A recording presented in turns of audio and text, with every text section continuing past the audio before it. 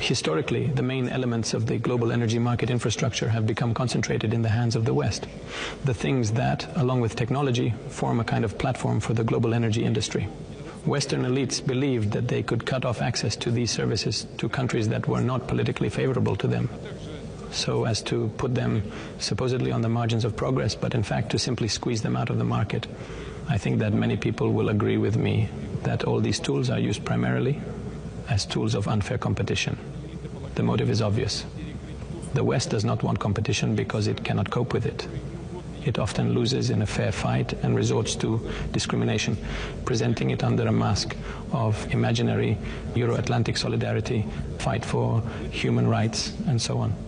There are many pretexts, but what happens in the end? By closing access to its platform, the West has only spurred the development of alternative solutions. The focus here is definitely working towards becoming more self-sufficient, uber-productive, with partners who have each other's best interests at heart, which is why Russia is working on expanding international energy cooperation. How? By developing transport links, rail infrastructure, coming up with efficient and independent financial mechanisms, for example. Russia, for its part, as we know and as was said here today, increased the share of the Russian ruble, for example, in its foreign transactions threefold from 2021 to 2023, bringing the share of the Russian ruble in those transactions to 40%. Now, Russia is also working on helping its partners achieve technological sovereignty, something that we heard from them today that they're very grateful for. And they said that that's one of the main and key differences between doing business with Russia versus the West, that the relationship here is one that benefits both parties, which is, again, why we're seeing increased interest in BRICS, for example, and why we again heard that this will, of course, change global power dynamics. It has already been said many times. The modern world has entered an era of fundamental, irreversible changes. A multipolar model of development is taking shape, which launches a new wave of global growth for the entire 21st century. And this growth will not be concentrated in Europe or North America. Of course, the fundamentals of the European economy, the American economy, are very serious and powerful, and they are, of course, functioning and will continue to function. This breaking path will be long, but still the main growth will be concentrated not in Europe and North America, but in the BRICS countries and those states that want to join our association. By the end of 2023, the G7's share in global GDP fell to 30%, while the share of BRICS rose to 36%. And the pace is increasing, the gap is widening.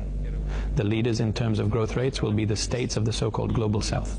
And Vladimir Putin also added that the government will be working on updating its energy strategy, both for the local market as well as for the international one, of course always maintaining a fair and balanced approach, also including when it comes to green energy, because he said it's very important to ensure a smooth transition that doesn't come at the expense of any country. Something that he noticed is exactly what's happening in the West, where he says that they're using their climate change agenda to push neo-colonialist practices, which is again why we heard from so many people here today that they appreciate what Russia is doing, and then it goes against what the West is doing by using their resources. And naturally, who did we hear that from most today? From African countries.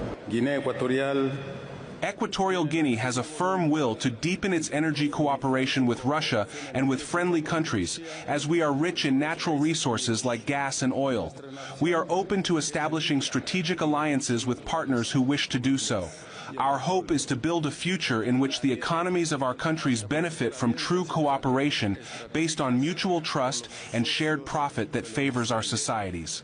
That is why we invite Russian companies and other friendly countries to collaborate not only in energy production, but also in the exploration and extraction of our gas and oil resources. We cannot talk about energy development without addressing one of the most pressing problems facing the world: energy poverty, because millions of people do not have reliable access to energy.